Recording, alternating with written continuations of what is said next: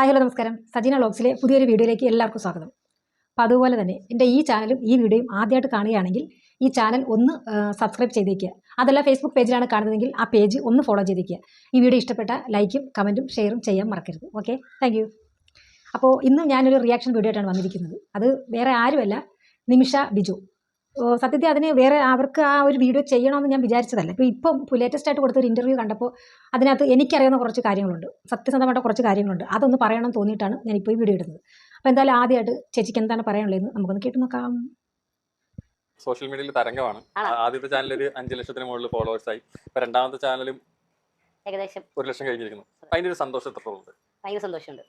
കാരണം ആരുടെ സപ്പോർട്ടൊന്നും ഇല്ലാതെ ഒറ്റയ്ക്ക് തന്നെ നമ്മൾ എന്താ പറയുക, ഫാമിലിയുടെ സപ്പോർട്ട് കൊണ്ട് മാത്രമാണ് ഇവിടം വരെ എത്തിയത്. എങ്ങനെ ഇരിക്കുന്നു? ആരുടെ സപ്പോർട്ട് ഇല്ലാതെ ഫാമിലിയുടെ സപ്പോർട്ട് കൊണ്ട് മാത്രമാണ് വന്നത്. ഇവർ 5-6 ചാനൽ പിന്നെ ഉണ്ടാക്കിയിട്ടിട്ട് അതിനകത്ത് എക്സ്പോസ് കാണിച്ച് ഫാമിലിയുടെ സപ്പോർട്ട് മാത്രം ഉണ്ടെങ്കിൽ ചേച്ചിക്ക് ഇത്ര റീച്ച് കിട്ടുമോ, ഇൻകം കിട്ടുമോ? അതിന് ഫോളോവേഴ്സ് എന്ന് പറഞ്ഞ കുറേ ആൾക്കാർ വേണ്ടേ? അപ്പോൾ അത്രയും പേരുടെ സപ്പോർട്ട് കൊണ്ടാണ് ചേച്ചി ഇപ്പോൾ ഇന്ന് ഇവിടെ ഈ നിൽക്കുന്നത്. അപ്പോൾ ആരുടെ സപ്പോർട്ട് ഇല്ലാതെ ഇവിടം വരെ എത്തി എന്ന് പറയുന്നത് ശരിയല്ല കേട്ടോ. അല്ലെങ്കിൽ ചേച്ചിക്ക് അങ്ങനെയാണ്, കൂടി നിൽക്കുന്നവരെയൊക്കെ സമയത്തിനനുസരിച്ച് കുതുകാലി വെട്ടാൻ നല്ല മിടുക്കായതുകൊണ്ടാണ് ചേച്ചി ഇപ്പോൾ ഇങ്ങനെ പറഞ്ഞത്. അതവിടെ പേഴ്സണൽ കാര്യം എന്തെങ്കിലും ആട്ടെ, നമുക്ക് അടുത്തൊരു വീഡിയോ കണ്ടുനോക്കാം.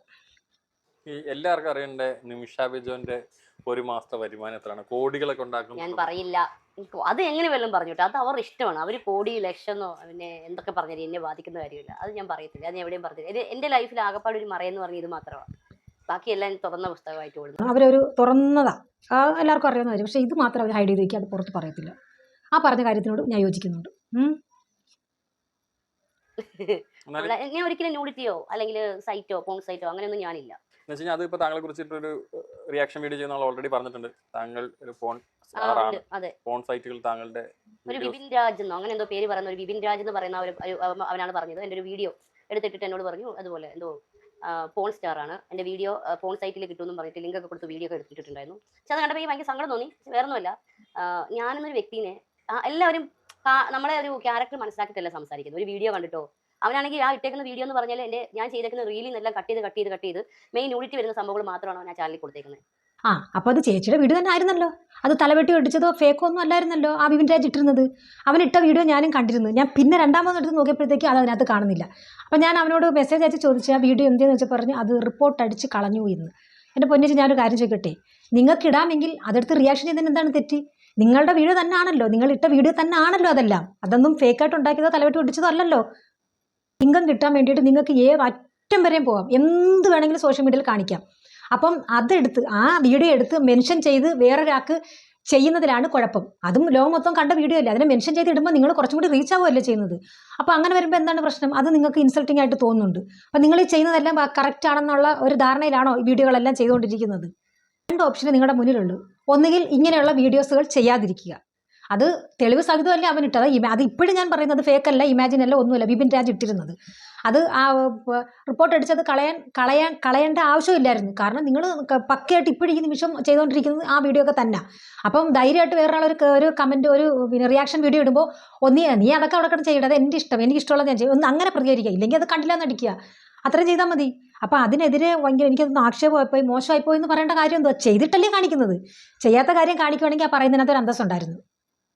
പിന്നെ ഈ ചേച്ചിയുടെ പണ്ടത്തെ വീഡിയോകൾ പൊക്കി പിടിച്ചുകൊണ്ട് ഇപ്പോൾ വരാനുള്ള കാരണം എന്താണ്? നിർദ്ദയായ ഒരു പെൺകുട്ടിയുടെ നീര് എല്ലാവരും ഒരുമിച്ച് ആക്രമിച്ച് കുറച്ച് റീച്ച് കിട്ടുന്ന കണ്ടപ്പോൾ അവൾക്ക് നേരെ വിരൽ ചൂണ്ടിയില്ലേ? അപ്പോൾ ഈ ഒരു വിരൽ ഒരാളുടെ മുന്നിൽ നീറുമ്പോൾ ബാക്കി 4 വിരൽ നമ്മുടെ നേരെയാണ് നീരുന്നതെന്നുള്ള കാര്യം മനസ്സിലാക്കണം. അത് പറയാനുള്ള അർഹത ഉണ്ടോ എന്ന് ഒന്ന് ചിന്തിച്ചതിന് ശേഷം പറഞ്ഞാൽ നല്ലതായിരിക്കും. അപ്പോൾ അങ്ങനെ കയറി പറയാൻ ഒരു പൊടി അർഹതയില്ലാത്ത ഒരു വ്യക്തി കയറി വേറൊരാളെ കയറി അങ്ങ് പിന്നെ കുറ്റം പറയുകയൊക്കെ ചെയ്യുമ്പോഴത്തേക്ക് ബാക്കിയുള്ളവരും റിയാക്ഷൻ വീഡിയോ ഇടും. അതിന് കുറ്റം പറഞ്ഞിട്ടോ അതിന് ആക്ഷേപം തോന്നിയിട്ടോ അവരെ റിപ്പോർട്ട് അടിച്ചിട്ടോ ചാനൽ പൂട്ടിച്ചിട്ടോ ഒരു കാര്യവുമില്ല.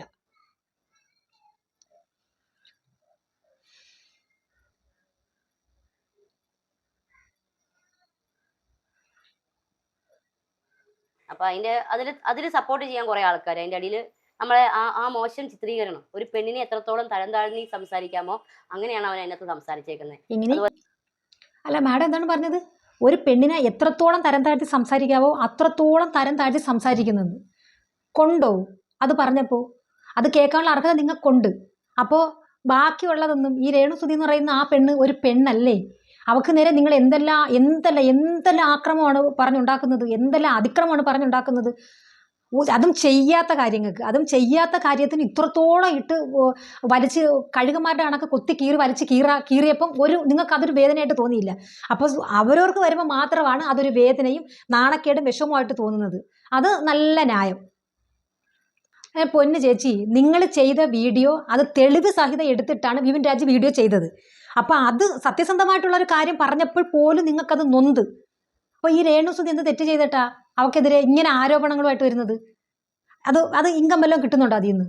അത് നമുക്കറിയാം. കുറച്ച് ആൾക്കാർ ഇങ്ങനെ കൂടി നിന്നിട്ട് രേണുവിനെതിരെ നെഗറ്റീവായിട്ട് പറയാൻ വേണ്ടി ഒരുപാട് പേരെ ബ്രെയിൻ വാഷ് ചെയ്യുന്നുണ്ടെന്നും ഒരുപാട് പേർക്ക് പൈസ കൊടുത്ത് പല പല ഇൻ്റർവ്യൂ നടത്തുന്നുണ്ടെന്നുള്ള കാര്യമൊക്കെ നമുക്കറിയാം. അപ്പോൾ അവരവർക്ക് വരുമ്പോഴത്തേക്ക് അത് കൊള്ളും, നോവും. ബാക്കിയുള്ളവർക്കൊന്നും നോവത്തില്ല. ബാക്കിയുള്ളവരെ എന്തും പറഞ്ഞ് റീച്ച് ഉണ്ടാക്കി കാശാക്കാം. അത് നല്ല ന്യായം, അത് കൊള്ളാം, നല്ല മിടുക്കിത്തരം അതൊക്കെ. അപ്പം അങ്ങനെ ഒരു പാവം പിടിച്ചൊരു പെണ്ണിനെ എല്ലാവരും കൂടെ കൂട്ടം കൂടിയിട്ട് നിന്ന് ആക്രമിക്കുമ്പോൾ പലയിടത്തുനിന്നും പല രീതിയിലുള്ള ശിക്ഷ ദൈവം കൊടുത്തുകൊണ്ടിരിക്കും എന്നുള്ള കാര്യം ആരും അറിഞ്ഞിട്ടില്ല അല്ലേ? പലയിടത്തും പലരും കിടന്ന് കിട്ടിക്കൊണ്ടിരിക്കുന്നുണ്ട് പല രീതിയിൽ. പലതും നമ്മളായിട്ട് കൊടുക്കുന്നതല്ല, ദൈവമായിട്ട് നേരിട്ട് കൊണ്ട് കൊടുക്കുന്നതാണ്. അപ്പോൾ അതിന് ആ കിട്ടുന്നതിൻ്റെ ശക്തി കൂടും. അപ്പോൾ ഇതിന് ഞാൻ ഒരൊറ്റ കാര്യം പറയുള്ളൂ, കർമ്മ ഈസ് ബൂമറാങ്.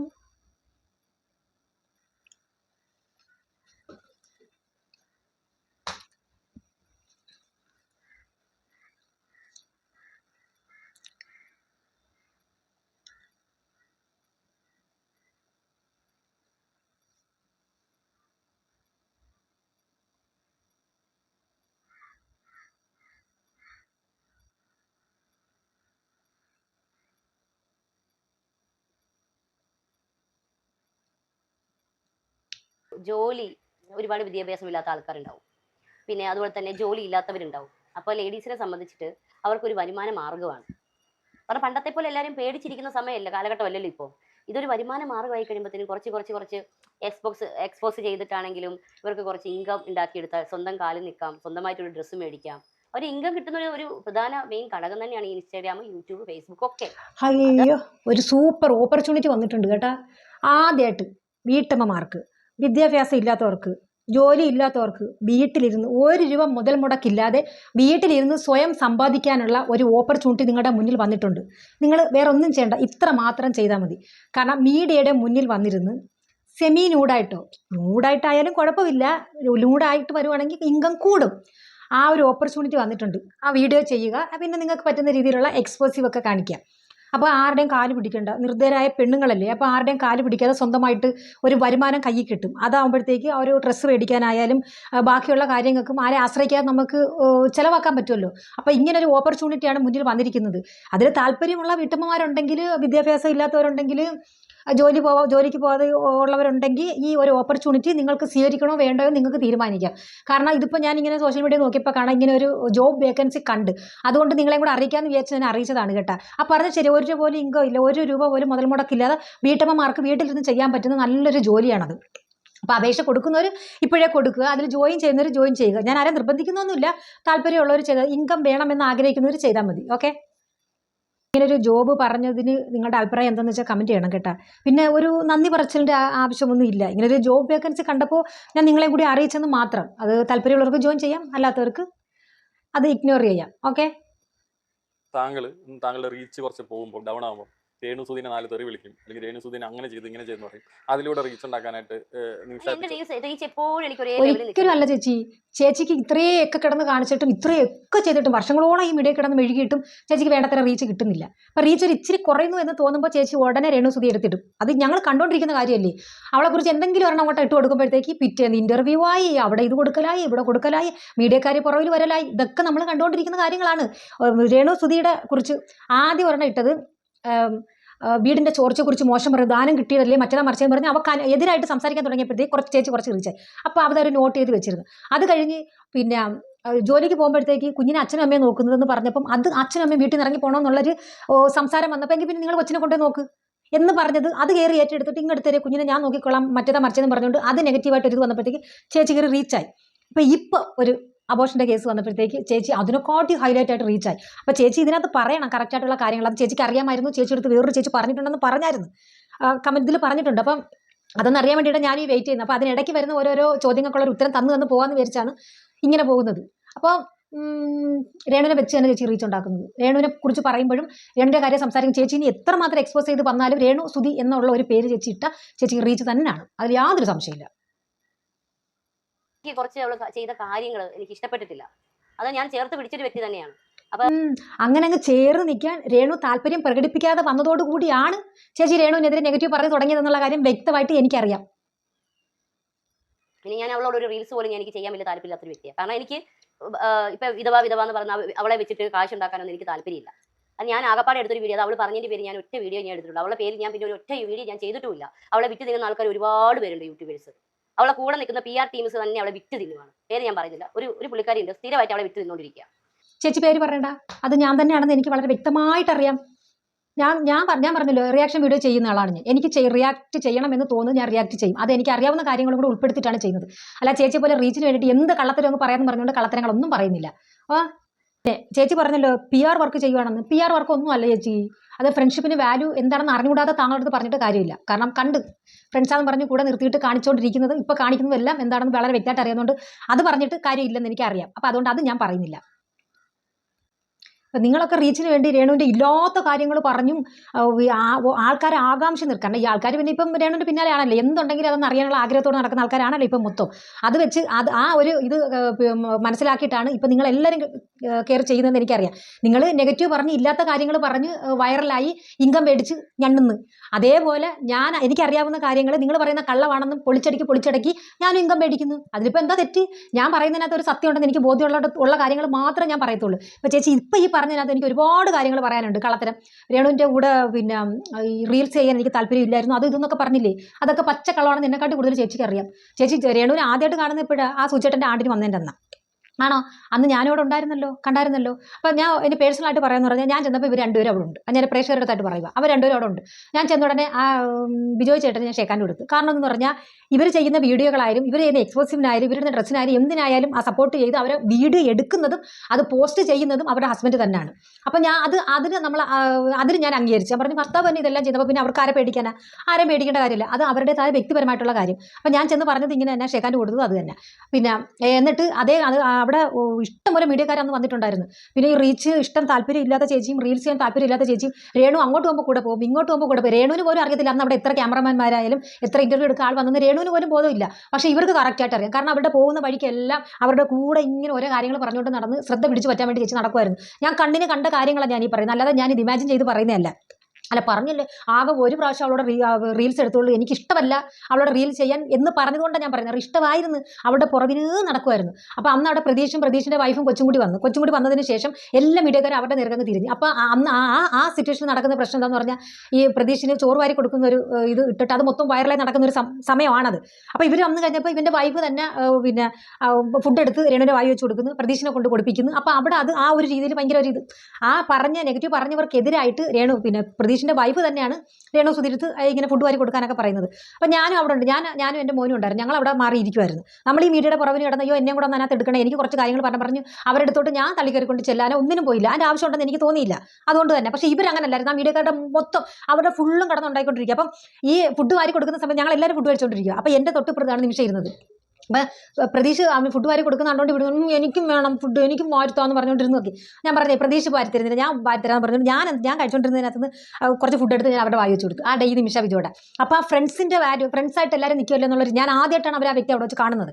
അപ്പോൾ അന്നേരം നല്ല മിങ്കിളായിട്ട് നമ്മൾ സംസാരിച്ച് ഓക്കെ പറഞ്ഞ് തിരിച്ച് ഞാൻ വരുന്നതും ഇവരുടെ കാറിലാണ്. ഇവരുടെ കാറിൽ വന്ന് എന്നെയും മോനെയും കൊണ്ട് ആ ജംഗ്ഷനിൽ ഇറക്കിയിട്ടാണ് ഇവർ പോകുന്നത്. അന്ന് ഒരു കള്ളത്തരം പറഞ്ഞു, മഴ പെയ്തിട്ടില്ലായിരുന്നു. ഇവർ ആ ജംഗ്ഷനിൽ കൊണ്ട് ഇറക്കി ആ സ്പോട്ട് മുതൽ മഴ പെയ്യാൻ തുടങ്ങിയതാണ്. എന്തായാലും ഇവർ കാർ അങ്ങോട്ട് നീങ്ങുന്ന അനുസരിച്ച് മഴ പെയ്യുമല്ലോ. കാരണം ആ വീടിൻ്റെ ചോർച്ച ഉണ്ടെന്ന് പറഞ്ഞില്ല അന്ന്. അത് പറഞ്ഞതും കള്ളത്തരമായിരുന്നു, മഴ ഉണ്ടായിരുന്നെന്ന്. അത് ഞാൻ പൊളിച്ചൊടുക്കിയിട്ടുണ്ട്. അതുകൊണ്ട് ഇവർ പറയുന്നത് ഞാൻ അവരെ ഇറിറ്റേറ്റ് ചെയ്തുകൊണ്ടിരിക്കുകയാണ്. ഇങ്ങനെയുള്ള കള്ളത്തരങ്ങൾ നിങ്ങൾ പറയാതിരുന്നാൽ ഞങ്ങൾ നിങ്ങളെ ഇറിറ്റേറ്റ് ചെയ്യാൻ വരത്തില്ല. അത് ഞങ്ങൾ ഇപ്പോഴും വാക്ക് തരുന്നു. അറിയാവുന്ന കാര്യങ്ങൾ ഞങ്ങൾ പറയും. അപ്പോൾ ഈ റീൽസിൻ്റെ കാര്യം അവിടെ എന്നിട്ട് അവിടെ അവരെ ഇൻ്റർവ്യൂ ചെയ്തുകൊണ്ടിരുന്നപ്പോൾ ആ പ്രതീഷിനെയും വൈഫിനെയും രേണുവിനെ നിർത്തി ഇൻ്റർവ്യൂ ചെയ്തുകൊണ്ട് നിന്നപ്പം അവരാരും പിടിച്ചില്ല. അവരുടെ ഇടയിൽ ന്യൂന്ന് കയറി ബാക്കിയുള്ള കാര്യങ്ങളൊക്കെ സംസാരിച്ചത് അവരാ.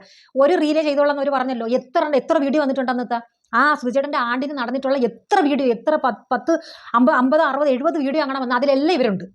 അവർ വിളിച്ച് ഇൻ്റർവ്യൂ കൊടുക്കുന്നില്ല. പിന്നെ എൻ്റെ അടുത്ത് 2 കാര്യങ്ങൾ ഇൻ്റർവ്യൂ മീഡിയക്കാർ ചോദിച്ച്. ഒന്ന് ദയ അച്ചുവിൻ്റെ കാര്യം, ഒന്ന് രേത്തേട്ടൻ്റെ കാര്യം. ഇത് രണ്ടും എനിക്ക് അറിയാവുന്ന കാര്യങ്ങൾ. രേത്തേട്ടൻ്റെ കാര്യം അറിയായിരുന്നില്ല. കാറിനകത്ത് ഇപ്പോൾ രേണു എൻ്റെ മടിയിലിരുന്ന് ഞാൻ അവളിങ്ങനെ പിടിച്ചിരുന്നത് അത് എന്നെ ഹൈഡ് ചെയ്തിട്ട് എൻ്റെ ഫേസ് കാണിക്കാതെ ഈ കൈ വേറെ ആണുങ്ങളുടെ ആണെന്ന് പറഞ്ഞുകൊണ്ടൊക്കെ പ്രചരണം ഉണ്ടായപ്പോൾ അവിടെ വെച്ച് എനിക്ക് മനസ്സിലായി ഈ പറയുന്ന മൊത്തവും കള്ളത്തരമാണ്, ഈ മീഡിയക്കാർക്ക് ഇഷ്ടമുള്ള രീതിയിൽ കാര്യങ്ങൾ വളച്ചൊടിക്കുന്നു. അപ്പോൾ അത് അല്ല, ഇതായിരുന്നു സത്യം എന്ന് മാത്രം ഞാൻ വീഡിയോ മുമ്പിൽ തുറന്നു പറഞ്ഞു. അത് എൻ്റെ അനുഭവം, എനിക്കറിയാവുന്ന കാര്യമുണ്ട്. ഞാൻ അന്നേരം മീഡിയ എടുത്ത് ഞാനത് തുറന്നു പറഞ്ഞു. പിന്നെ ദേ അച്ഛൻ്റെ കാര്യം, അവർക്ക് ഈ പറയുന്ന ഇവളുമാർക്കൊന്നും ഒരു അർഹതയുള്ളതല്ല. രേണുവിനെ ഒന്നും പറയാൻ അർഹതയില്ല, ഒരു അവകാശം പോലും ഉള്ളവന്മാരല്ല. ഈ അവളെ പേര് പറയാൻ പോലുള്ള യോഗ്യത ഇല്ലാത്തവന്മാരാണ് ഇതെല്ലാം. അപ്പം അങ്ങനെയുള്ളവർ പറയുമ്പോൾ നമ്മളെ എതിർക്കും. കാരണം ഇവരെന്താ ചെയ്യുന്നതെന്ന്, ഇവരെന്താണ് കാണിച്ചു കൂട്ടുന്നതെന്ന് അറിയാവുന്നത് കൊണ്ട് ബാക്കിയുള്ളവരെ കുറ്റം പറഞ്ഞ് ഇവളുമാരൊക്കെ അങ്ങ് പരിവൃതകളാവാൻ ശ്രമിക്കുമ്പോൾ നമ്മൾ ചോദ്യം ചെയ്യും. അതാണ് നമ്മൾ ഈ റിയാക്ഷൻ വീഡിയോ എന്ന് പറയുന്നത്. അതാണ്. അത് പറയുമ്പോൾ കൊണ്ടിട്ട് ഒരു കാര്യവുമില്ല. എന്നിട്ട് ആ ഇന്റർവ്യൂ എടുത്തുകൊണ്ടിരിക്കുന്ന സമയത്ത് പിന്നെ അത് കഴിഞ്ഞ് രേണുവിനെ വിളിച്ചുകൊണ്ട് വീടിൻ്റെ ബാക്ക് വശത്ത് പോയി റീൽസ് ചെയ്യുന്നു. പിന്നെ അഡീഷണൽ വേറെ ഇന്റർവ്യൂ കൊടുക്കുന്നു. ബാക്കിയുള്ളവരെയൊക്കെ കുറ്റം പറഞ്ഞ് രേണുവിനെ സപ്പോർട്ട് ചെയ്ത് ഞാൻ പൊതിഞ്ഞ് പിടിക്കും, മരിക്കുന്നവരെ കാണുമെന്നൊക്കെ പറഞ്ഞ് ഇന്റർവ്യൂ ചെയ്യുന്നു. അങ്ങനെ കുറേ റീൽസൊക്കെ എടുത്ത് ആ ചേച്ചി തന്നെയാണിത്. എന്നിട്ട് പറയുന്നത് എനിക്കിഷ്ടമല്ല രേണു സുധിയുടെ റീൽസ് എടുക്കുക. എന്തിനാ ഇങ്ങനെ പറയുന്നത്? ഇതാ വന്ന മീഡിയക്കാരുടെ തന്നെ ചാനൽ ഇപ്പോഴും നോക്കിയാൽ കിടപ്പുണ്ട് ആ റീൽസ് അല്ല. അത് എനിക്കറിയാവുന്നതുകൊണ്ട് ഞാൻ പറഞ്ഞു, ഈ ഞൊണ പറഞ്ഞത് ഞാൻ ഇവിടെ പൊളിച്ചെടുക്കുവാണ്.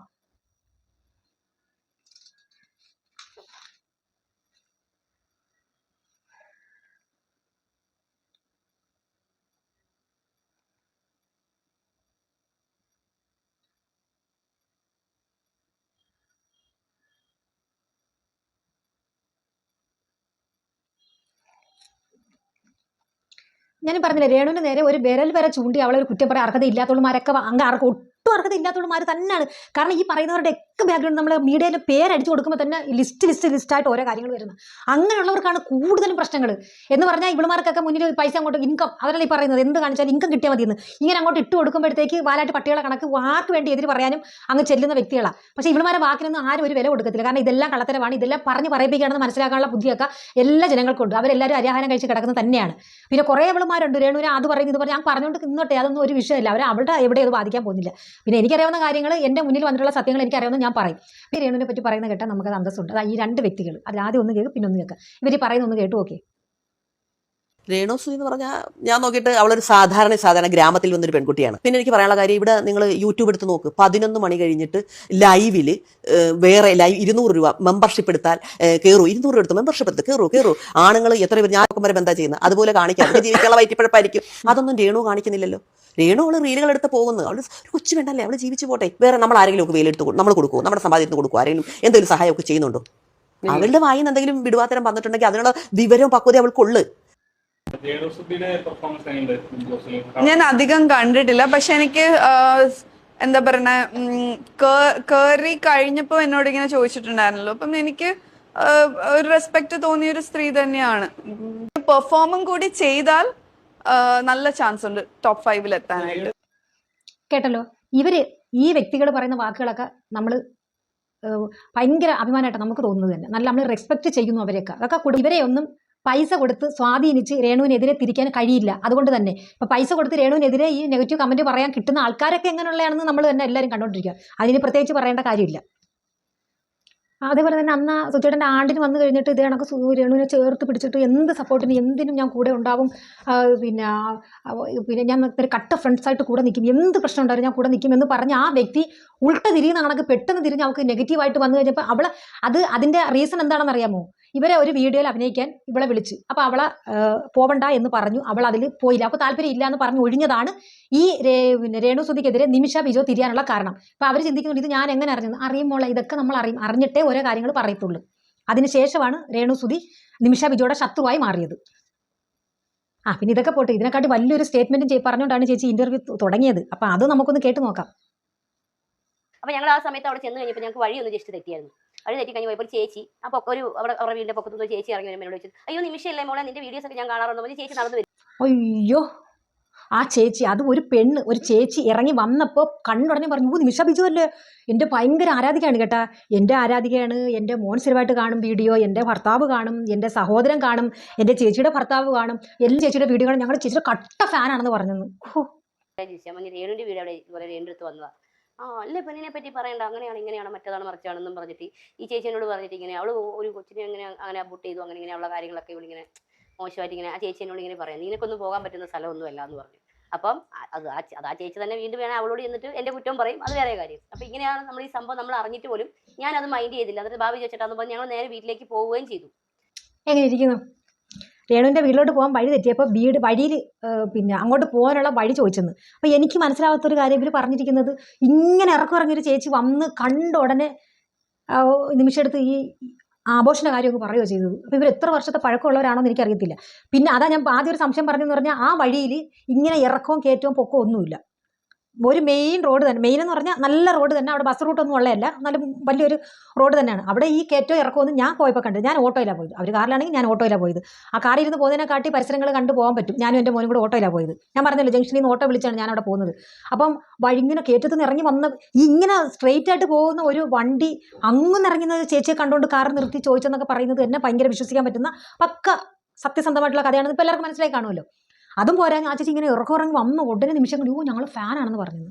അത് പൊട്ട്. അപ്പോൾ എവിടെ പോകാനാ മോളെ? എനിക്ക് രേണുസുധീരെ വീട്ടിൽ പോകാൻ വെച്ച്. അയ്യോ മോളെ, അവളെ കാര്യമൊന്നും എൻ്റെ അടുത്ത് പറയല്ലേ, ഇപ്പം ഇവള് കഥ പറയാൻ ചെന്നതാണ്. അവൾ പറയും അവളിങ്ങനെ ആഘോഷം ചെയ്ത്. പക്ഷെ ആ ചേച്ചി പറഞ്ഞതിനകത്ത് യാതൊരുവിധ വ്യക്തതയില്ല. ആ ചേച്ചി അല്ല, നിമിഷ ബിജോ ഈ പറഞ്ഞ സ്റ്റേറ്റ്മെൻറ്റിനോട് യാതൊരുവിധ വ്യക്തതയും ഇല്ല. അതൊന്ന് ക്ലാരിറ്റി, അത് കറക്റ്റായിട്ട് അങ്ങനെ ഒരു സ്ത്രീ, അങ്ങനെ ഒരു വ്യക്തി പറഞ്ഞിട്ടുണ്ടെങ്കിൽ ഇവിടെയും അത് ക്ലാരിറ്റിയോട് കൂടി പറയണം. നിങ്ങൾ ക്ലാരിറ്റിയോട് കൂടി അല്ല കാര്യങ്ങൾ പറഞ്ഞിരിക്കുന്നത്. ആ പറഞ്ഞ കൂടി ഇങ്ങനെ അങ്ങ് പറഞ്ഞു പോവുക ചെയ്തത്. പക്ഷേ ഇത്രയും ഓർമ്മ നിൽപ്പുണ്ടല്ലോ നിങ്ങൾക്ക്.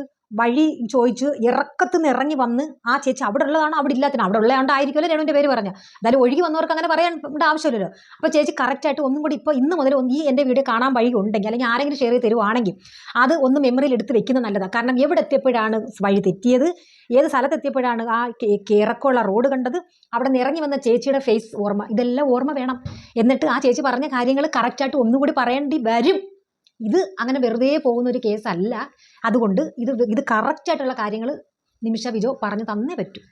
ഓക്കെ, അല്ലാതെ നമ്മളെല്ലാവരും വിശ്വസിച്ചു. കാരണം ഒരു വഴി ചോദിക്കാൻ ചെന്ന ഒരു വ്യക്തി എടുത്ത്, അതും ആര് പോട്ടെ, ആ ഫേമസ് ആയ വ്യക്തിയെ കണ്ട ഉടനെ അവർ ഫാൻസ് ആണെന്ന് പറഞ്ഞ് കമന്നടിച്ച് നിലത്ത് വീണ്. എന്നിട്ട് കാര്യങ്ങളെല്ലാം കൂടെ വഴി വയ്ക്കാൻ പോയ വ്യക്തിയാണ് ഗർഭോദയം കേട്ടുകൊണ്ട് നിന്നെന്ന്. അത് അന്നേരം കേട്ടിട്ട് അന്നേരം വന്ന് അവിടെ കണ്ടോളെ കെട്ടിപ്പിടിച്ച് കൊടുത്ത് ഞാൻ കൂടെ ഉണ്ടാവും എന്ന് പറഞ്ഞ് ആശ്വസിപ്പിച്ച വ്യക്തിക്ക് മാറ്റിയെങ്കിലും നിർത്തി ഇങ്ങനെ ഒരു സംഭവം ഇപ്പം നിന്റെ ഇങ്ങോട്ട് വരുന്ന വഴിക്ക് അവർ പറഞ്ഞല്ലോ, അതെന്താണ്, അതിൽ വല്ല സത്യമുണ്ടോ എന്ന് ചോദിച്ചാൽ നിങ്ങളുടെ ഒരു സ്വഭാവം വെച്ച് നോക്കുകയാണെങ്കിൽ ഞാൻ മനസ്സിലാക്കിയെടുത്തോളം ആരെടുത്ത് എന്തും തുറന്ന് പറയുന്ന ഒരു വ്യക്തിയാണെന്നാണ് എൻ്റെ ഒരു ധാരണ. അത് സത്യമാണോ കള്ളമാണെന്ന് എനിക്കറിയില്ല, എൻ്റെ ധാരണ. അങ്ങനെ ഒരു സംഭവം അറിഞ്ഞിട്ടുണ്ടെങ്കിൽ അന്നേരം തന്നെ അവിടെ വെച്ച് നേരിട്ട് അവളെ കാണുകയും കൂടെ ചെയ്യുകയാണ്. അപ്പോൾ രേണു, ഞാൻ ഇങ്ങനെ വന്നപ്പോൾ ഒരു വഴി തെറ്റിയിട്ട്, അപ്പോൾ ഇങ്ങോട്ട് വന്നപ്പോൾ ഒരു സ്ത്രീ എൻ്റെ അടുത്ത് ഇതിനെക്കുറിച്ച് ഇങ്ങനെ ഒരു കാര്യം പറഞ്ഞു, അതിനകത്ത് എന്തെങ്കിലും സത്യമുണ്ടോ എന്നൊരു വാക്ക് ചോദിക്കാൻ എന്തായിരുന്നു? നേരെ മറിച്ചത് എന്നോടായിരുന്നു ആരെങ്കിലും അത് പറഞ്ഞെങ്കിൽ ഞാൻ ആ സ്പോട്ടിൽ ചോദിച്ചാനെ. ഇത് സത്യസന്ധമായിട്ടുള്ള കാര്യങ്ങളാണ്, മെനഞ്ഞെടുത്തൊന്നും അല്ലാന്ന് വളരെ വ്യക്തതയാണ്. പക്ഷേ ഇതെല്ലാം ചേച്ചി ഒന്നുകൂടി റിവെൻറ്റ് ചെയ്തിട്ട് ഒന്ന് സ്പഷ്ടമാക്കി വെക്കേണ്ടി വരും കേട്ടോ. പിന്നെ ഒരു ഉപദേശം കൂടെ കൊടുത്തിട്ടുണ്ട് ആ ചേച്ചിയായിട്ട്. ഇത്രയും പറഞ്ഞു കൊടുക്കുക മാത്രമല്ല, ഒരു ഉപദേശം കൂടെ കൊടുത്തു, നിങ്ങളെപ്പോലുള്ളവർക്ക് അവിടെ ചെന്ന് സഹകരിക്കാൻ പറ്റിയ സ്ഥലമല്ലെന്ന്. അടുത്ത കേൾക്കാം. ഞാനിങ്ങനെ സംസാരിച്ചുകൊണ്ടിരിക്കുന്നതിൻ്റെ ഇടയിൽ ലൈവിൽ വന്നിട്ട് ഇവന്മാർ പറഞ്ഞു, എന്നാൽ പിന്നെ എൻ്റെ കയ്യിൽ കുറച്ച് തരും, ഞാനും അതങ്ങ് കാണിക്കാൻ പോവാടാന്ന്. ഞാൻ അവരിട്ട കമന്റിൽ ഞാൻ അങ്ങോട്ട് ദേഷ്യത്തിൽ അങ്ങോട്ട് പറഞ്ഞു. നിന്റെ വീഡിയോയുടെ ലൈവിന്റെ താഴെ വന്ന് രേണുസുധിക്ക് വോട്ട് കൊടുത്തു, രേണുസുധിക്ക് ഇപ്പൊ നിങ്ങൾ തമ്മിൽ എന്താണ് പ്രശ്നം എന്ന് ചോദിച്ച ഉടനെ ഇറിറ്റേറ്റഡ് ആയിട്ട് പറയാൻ പറ്റുന്ന കാര്യമാണോ പറഞ്ഞത്? തോന്നുന്നുണ്ടോ അത്? അതിന് ആൾക്കാർ അന്നേരത്തെ ദേഷ്യത്തിന് ഞങ്ങൾക്ക് പറഞ്ഞു പോയെന്ന് പറയുമ്പോൾ ശരി, അന്നേരത്തെ ദേഷ്യത്തിന് പറഞ്ഞു പോയതാണ് എന്ന് പറഞ്ഞ് ഒഴിഞ്ഞു പോകാൻ പറ്റുന്ന സീരിയസ് അല്ലാത്ത സില്ലി മാറ്ററാണ് ആ പറഞ്ഞതെന്ന് തോന്നുന്നുണ്ടോ നിമിഷ വിജയന്? അല്ല, അത് കറക്റ്റായിട്ട് എൻ്റെ ഒരു ചോദ്യമാണ്. ഒരു പെണ്ണിനെ കുറിച്ച് പറഞ്ഞ എന്ത് അപരാധത്തരമാണ് എന്നുള്ളത് ആദ്യം ചിന്തിക്കണം. തനിക്ക് തന്നെ അറിഞ്ഞുകൂടാത്ത ഒരു തെളിവില്ലാത്ത ഒരു കാര്യത്തെക്കുറിച്ച് നമ്മളിപ്പോൾ ഏത് രീതിയിൽ ഫ്രസ്ട്രേഷൻ ആയി ഇരുന്നാലും ആ ഒരാൾ വന്ന് അങ്ങ് ഇറിറ്റേറ്റ് ചെയ്യുമ്പോഴും അങ്ങനെ പറയാൻ പറ്റുന്ന കാര്യമാണ്. നിന്നെക്കുറിച്ച് ഞാൻ പറഞ്ഞാൽ അത് അംഗീകരിക്കൂ. അത് അന്നേരത്തെ ദേഷ്യത്തിന് പറഞ്ഞു സാരമില്ല എന്ന് വിചാരിക്കൂ. ഒരു നടന്ന സംഭവം, നിന്റെ ഒരു വീഡിയോ, നീ ചെയ്തിട്ടുള്ള വീഡിയോകൾ എടുത്തിട്ട് മെൻഷൻ ചെയ്ത് ഒരു ചെറുക്കനത് വീഡിയോ ചെയ്തപ്പം അതിനെ ഉടനെ മനസ്സിനും ഭയങ്കരമായിട്ട് ഹോർട്ടായി ചെയ്ത കാര്യം, നിങ്ങൾ ചെയ്ത കാര്യമാണ് എടുത്തിട്ട് ചെയ്തത്. അത് സഹിക്കാൻ പറ്റാതെ അവനെ റിപ്പോർട്ട് അടിച്ച് ആ വീഡിയോ ഡിലീറ്റ് ചെയ്ത് കളയിപ്പിച്ച നിങ്ങൾ ഈ പറഞ്ഞത് നല്ലതാണെന്ന് തോന്നുന്നുണ്ടോ? ഇല്ല, നല്ലതും അല്ല, ഒരിക്കലും അത് ആരും അക്സെപ്റ്റ് ചെയ്യത്തുമില്ല. അത് സമാധാനപരമായിട്ട് ക്ഷമിച്ചു തരുന്ന കാര്യവും അല്ല. പക്ഷെ നമ്മൾ പറഞ്ഞല്ലോ, ഇത് ഈ ഒരു സംഗതി വെറുതെ വിടുന്നതോ നമ്മളെ കൈവിട്ടൊക്കെ പോയിരിക്കുക. കാരണം നമ്മൾ കുറച്ച് പേരെന്ന് പറഞ്ഞാൽ ഇപ്പം ഞാനൊന്നുമല്ല, ഒന്നുമല്ല, പക്ഷേ നല്ല ഹൈ ലെവലിൽ ഗവൺമെൻറ് ഉദ്യോഗസ്ഥർ, നിയമപാലകരുണ്ട്, പോലീസ് മേധാവികളുണ്ട്, രാഷ്ട്രീയക്കാർ എല്ലാവരും കൂടി ചേർന്ന് നമ്മളെല്ലാവരും കൂടി ഒരു ഫയൽ ചെയ്ത് കൊടുത്തിട്ടുണ്ട്. അപ്പോൾ ഇതിനകത്ത് ഈ ഒരു സംഘടനയിൽ ഒട്ടി ഈ ഒരു സംവാദത്തിൽ, അതായത് ഈ അബോർഷൻ്റെ പേരിൽ ആരൊക്കെ ഏതൊക്കെ രീതിയിൽ അങ്ങനെ പറഞ്ഞു ഇങ്ങനെ പറഞ്ഞെന്ന് പറഞ്ഞുകൊണ്ടോ അവരെല്ലാവരും ഇതിനകത്ത് വരേണ്ടി വരും. ഭീഷണിപ്പെടുത്തിക്കാണെന്നൊന്നും ചേച്ചി കരുതരുത്. നിങ്ങളെ കണക്ക് ഭീഷണിപ്പെടുത്തിയോ ചാനൽ റിപ്പോർട്ട് എടുക്കുകയോ എന്നൊന്നും പറയാനുള്ള ഗട്ട്സും കപ്പാസിറ്റിയും ഒന്നും നമുക്കില്ലേ. പിന്നെ വേറൊരു കാര്യം, ഈ രേണുസുധിയെ കുറിച്ച് ഇത്രമാത്രം അപരാധങ്ങൾ ഒരു മനുഷ്യരെ സ്നേഹിക്കുകയില്ലാതെ അവളെ കാണുമ്പോഴും ഇരിക്കുമ്പോഴും കടിച്ചു കീറാനും ഇറിറ്റേറ്റ് ചെയ്യാനും നിൽക്കുന്ന ആൾക്കാരുള്ളടുത്ത് എന്നാലും രേണുസുധി നല്ലോണം അറിയാവുന്ന ഒരു വ്യക്തി ആയിരിക്കണമല്ലോ ചേച്ചി എടുത്തത് പറഞ്ഞു തന്നത്. അതും അവരെ പരിസരത്തുള്ളവർ തന്നെ ആയിരിക്കണമല്ലോ. അപ്പം എന്തുകൊണ്ട് അവർ ഇത്രയും നാളും മീഡിയയുടെ മുമ്പിലും വന്നിട്ടില്ല, ആരോടും പറയാതെ നിമിഷ ബിജുവിനെ കണ്ടപ്പോൾ മാത്രം അത് പറഞ്ഞു എന്ന് എനിക്ക് ഇതുവരെ മനസ്സിലാവുന്നില്ല. എന്തായാലും നമുക്ക് ചേച്ചിയും നിങ്ങളെയൊക്കെ ഒരുമിച്ച് കാണാൻ പറ്റുമല്ലോ, ഉടനെ കാണാം. കയറി 2-2.5 മണിക്കൂർ അങ്ങ് പോകും. അവിടെ ഇരുന്ന് നമ്മൾ ഇരുന്നിട്ട് നമുക്ക് തലയ്ക്ക് ഭ്രാന്ത് പിടിക്കുന്ന പോലെയാണ് നമ്മൾ ഇറങ്ങി വരുന്നത്. 2 ലൈവ് ഒരു ദിവസം. അപ്പൊ എനിക്ക് ഇതുമാതിരി തിരക്കുള്ള ഒരാളാണ്. ഞാൻ എന്തിനാണ് ഇവരെ പേരെടുക്കാൻ, എനിക്ക് എന്റെ കാര്യം നോക്കിയാൽ പോരെ. ശരിക്കും പറഞ്ഞ രേണു എന്നുള്ള പേര് കേൾക്കുമ്പോൾ ചിരി വരും സത്യമായിട്ട്. ഓ, വരുന്ന ഇതിന്റെ ലൈവ് വന്ന് കണ്ടോണ്ടിരിക്കുന്നവരല്ലേ അവസാനം ഭ്രാന്ത് എടുത്ത് ഓടുന്നത്. നിങ്ങൾക്കെന്തോ ഭ്രാന്ത് എടുപ്പിക്കുക എന്നുള്ളതാണല്ലോ നിങ്ങളുടെയൊക്കെ ലക്ഷ്യവും ഉദ്ദേശവും. പിന്നെ രേണുവിന്റെ പേരെടുക്കാൻ നടക്കുവാണെങ്കിൽ അവള് പ്രസവിക്കുകയോ ഗർഭിണിയോ അങ്ങനെ പറയല്ലേ മക്കളെ, അങ്ങനെ പറയാൻ പാടില്ല. ഗർഭം അലസിപ്പിച്ചു എന്ന് നീ പറഞ്ഞ സ്ഥിതിക്ക് അവളുടെ പേരെടുക്കാനുള്ള അവകാശവും നിനക്കുണ്ട്, താങ്കൾക്കുണ്ട് മഹിതി.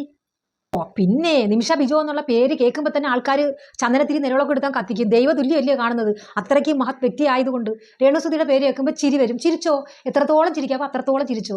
അതിന് ഒരു കഴിവ് വേണം. ആ പാവം പിടിച്ച പെണ്ണിന് അവളെ പേര് കേൾക്കുമ്പോൾ തന്നെ ഒരാൾക്ക് ചിരിക്കാനുള്ളൊരു അവസ്ഥ ഉണ്ടെങ്കിൽ അത് അവളുടെ മിടുക്കും കഴിവും തന്നെ. അവളെ കാണുമ്പോൾ ആട്ടി തുപ്പണമെന്നോ കാറി തുപ്പണമെന്നോ കരച്ചിലോ ഒന്നും മറ്റേ ചീത്തവിളിയോ ഒന്നും വരുന്നില്ല. ചിരിക്കാനല്ലേ തോന്നുന്നത്, ചിരിച്ചോ, ഇഷ്ടംപോലെ ചിരിച്ചോ. അവളെ കൊണ്ട് നല്ല സമ്പാദ്യം ഉണ്ടാക്കുകയും ചെയ്യുന്നുണ്ട്, അവളെ കൊണ്ട് ചിരിക്കുകയും ചെയ്തുകൊണ്ടിരിക്കണം. എങ്കിലേ ഇല്ല കർമ്മ ബൂമറാങ് എന്ന് ഞാൻ പറഞ്ഞ സംഗതിക്ക് തിരിച്ചു വരുമ്പോഴുള്ള ശക്തി കൂടും. ഓക്കെ, അപ്പോൾ എന്തായാലും ഈ ഞുണകൾ വന്ന് പറയരുത്. അറിയാവുന്ന കാര്യങ്ങൾ അറിയാവുന്നവർ പലയിടത്തും കിടന്ന് പറയും. അപ്പോൾ ഒരു വീഡിയോ നിങ്ങൾ ഇട്ട വീഡിയോ എടുത്ത് മെൻഷൻ ചെയ്ത് ഒരു ചെറുക്കനെ റിപ്പോർട്ട് അടിക്കുമെന്ന് പറഞ്ഞുകൊണ്ട് അവനെ പേടിപ്പിച്ച് ഓട്ടിച്ച്. നീ എന്നെ റിപ്പോർട്ട് അടിക്കുന്നെങ്കിൽ അടിച്ചോ, എനിക്കൊരു കുന്തവുമില്ല. ഞാൻ യൂട്യൂബിൽ നിന്ന് പറഞ്ഞ കണക്ക് വീട്ടമ്മയായിട്ട് ചെയ്യുകയോ വിദ്യാഭ്യാസ യോഗ്യത ഇല്ലാതെയോ എങ്ങനെയെങ്കിലും നൂഡോ സെമി നൂഡോ ആയിട്ട് 10 കാശുണ്ടാക്കി ജീവിക്കണം എന്ന് പറഞ്ഞുകൊണ്ടിരിക്കുന്നുമില്ല. എനിക്ക് അന്തസ്സായിട്ട് ചെറിയൊരു വരുമാനമാണെങ്കിലും ഞാനൊരു ജോലി ചെയ്യുന്നുണ്ട്, അത് മതി. ഞാൻ ഇത്രയും നാളും ജീവിച്ചത് അങ്ങനെ തന്നെ, ഇനി അങ്ങോട്ട് ജീവിക്കാൻ എനിക്ക് യാതൊരു മടിയുമില്ല. പിന്നെ ഇങ്ങനെയുള്ള കാര്യങ്ങൾ സോഷ്യൽ മീഡിയയിൽ വന്ന് പറയുമ്പോൾ അതിനകത്ത് സത്യം ഇല്ലാത്തതാണെങ്കിൽ ഒന്ന് പറയാനൊന്ന് സത്യം അറിയാവുന്ന ആരെങ്കിലും കാണും. അപ്പോൾ അവരെടുത്ത് മെൻഷൻ വീഡിയോ ചെയ്യുമെന്നും കൂടെ ചിന്തിച്ചുകൊണ്ട് ഓരോ കാര്യങ്ങൾ ചെയ്യും. പിന്നെ ഒരുപാട് ഒരു ഫ്രണ്ട്സാന്ന് പറഞ്ഞുകൊണ്ട് ചേർത്ത് നിർത്തി കൂട്ടി നിർത്തി എന്ന് പറഞ്ഞിട്ട് കുഞ്ഞിനെ ഈ പുറമെ നിന്നുള്ള കുത്തുന്ന ഒരു പ്രവണത ഉണ്ടല്ലോ, അത് ലൈഫിൽ നമുക്ക് ഇനിയും കിട്ടും.